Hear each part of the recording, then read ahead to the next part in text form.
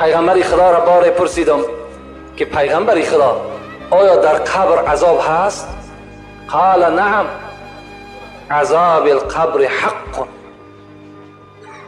میگه جناب رسول الله و جانب من گشت گفت عایشه عذاب قبر حق است، در قبر عذاب هست.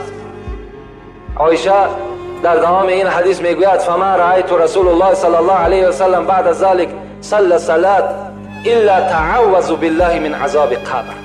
پیغمبر خدا میگوید، حضرت عایشه میگوید که دائما پیغمبر خدا را بعد آنه که از عذاب قبر پرسیدم، دائم که میدیدم نماز که انجام میداد، نماز که بود میکرد، دستاش را میبرداشت به سوی خدا و میگفت اللهم انی نعوذ بک من عذاب قبر. خدایا از عذاب قبر به سوی تو پناه طلب میکنم. میگه دائما دعای پیغمبر بعد نمازش همین بود. این حدیث هم چی هست؟ دلالت بر این میکرد که عذاب قبر حق